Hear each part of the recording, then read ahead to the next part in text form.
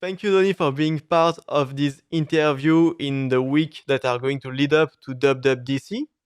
So, like with all the other guests, I have 4 questions for you. So, first question is, if you had one wish, what would you wish for to be announced at WWDC 2021? It's been on my wish list for a very long time, but I would love to see network debugging tools coming to Xcode. Basically, making sure that apps like Proxyman or Charles are no longer needed to see which requests my apps are making. It's true. It's true. Like I didn't thought about it, but yeah, like NetFox. I mean, it could be part of Xcode. It would probably like be much better integrated. So yeah, Yeah. that's. I would hope that they announce it someday. Definitely. It's been on my list for I think 4 or 5 years now, but they haven't so far. But I'm just gonna keep it on my list because I would love to see it. I mean, recently they've like even released, I think, built-in certificate pinning through the info plist. So like it could happen like just out of the blue. Actually, yeah, you're right. Yeah.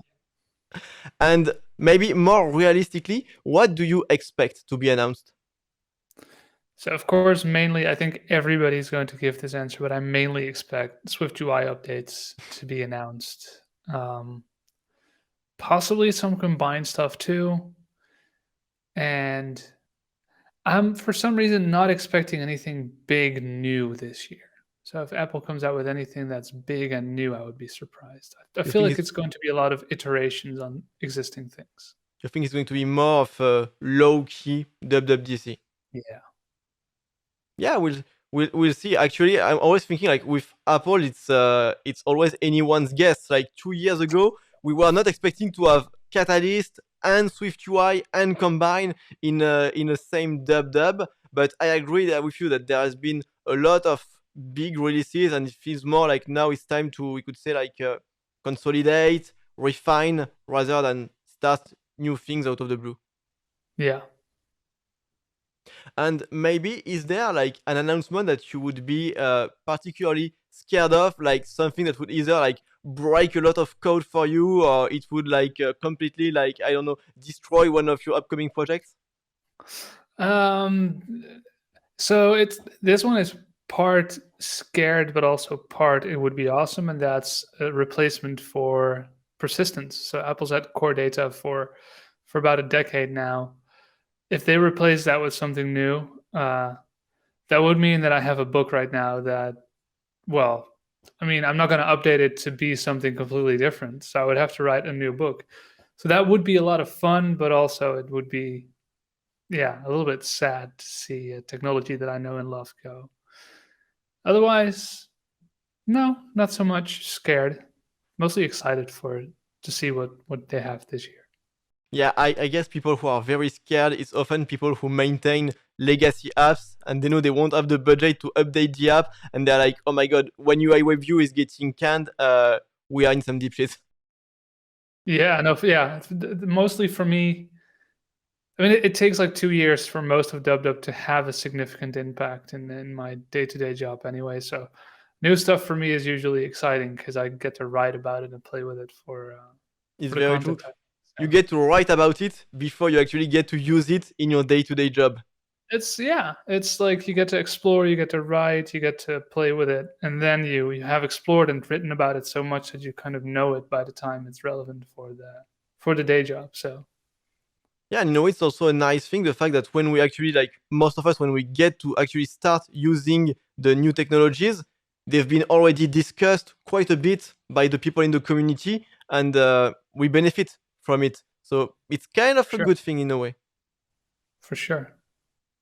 And last question. So this one is more specifically for you, given your activities, could say in the last year. So in the last year, you have released several books. So one about Combine and one about core data. And I was wondering, what's the impact of WWDC when you are a book author? Yeah, so that impact is usually pretty big. So before I did the Combine and Core Data books, I wrote about iOS as a whole. So I have 3 books out on that for iOS 10, 11, and 12. And I noticed that DubDub has a huge impact because basically once DubDub starts, you for those books, like I would start looking at what's interesting, what's going to be big, what's probably not going to be so big, what I want to have in a book. And then it's just writing like a maniac and have the book done in September, so it's done for Apple's release. With the Combine and Core Data ones, it's a little bit more relaxed, I think. So the Combine one I had released last year in February, so that experienced one dub cycle.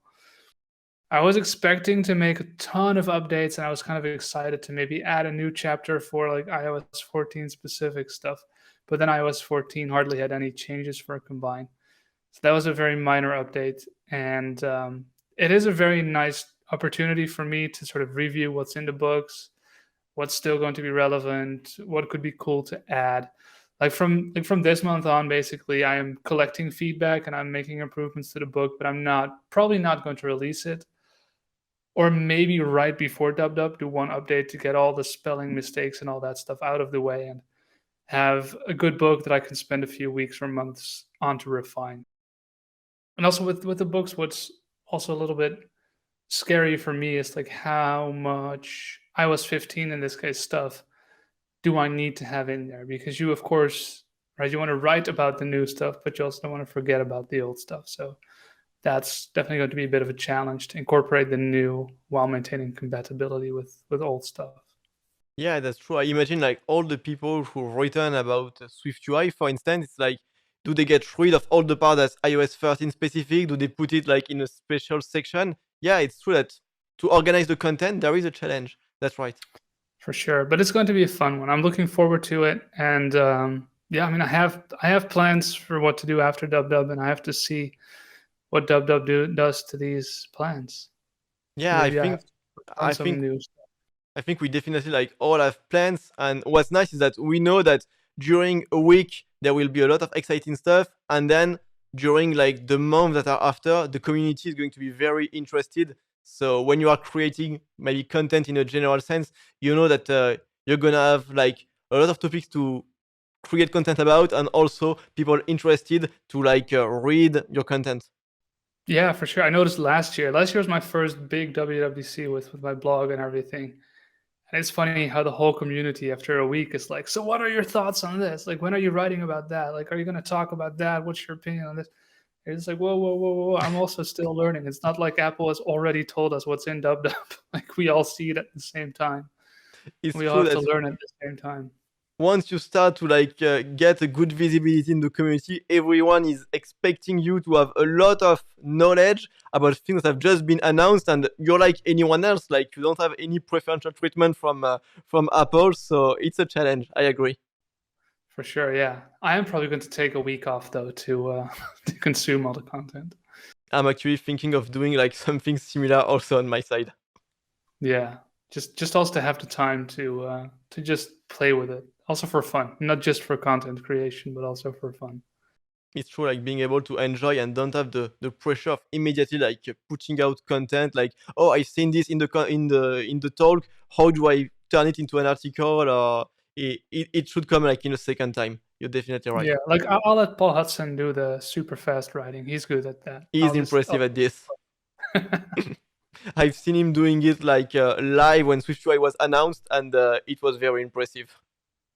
It was amazing. I remember like that day when SwiftUI was announced. Next day, I show up at the conference center and people are talking about Paul Hudson's SwiftUI book, and I'm just like, he doesn't have a SwiftUI book.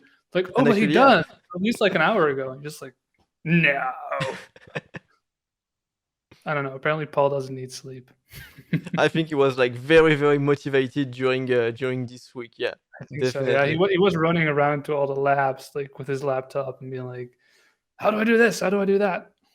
But I've got to say, like when WWDC is on site and you come from Europe, usually like you don't arrive a week before, you arrive 1 or 2 days before, so you still have jet lag and you are still waking up at 5 or 6 a.m. So you actually have like more available time before the day begins than you would usually. So we are in a different context this year that we do it at home. Yeah, for sure. We do get the benefit that the videos drop in the evening, so we get to spend the evening watching them and then the whole day playing with them. That's right. That's a cool thing that we have the videos like, well, just like happening with no delay whatsoever. So thanks a lot, Donny, for your answer. And as you've said, I think we are all really super excited for what's going to be announced a few weeks from now. It's anyone's guess, and I guess we have a lot of opportunities to talk about the new things once they are announced. Thank you, Donny. Yeah, for sure. Thanks for having me, Vincent.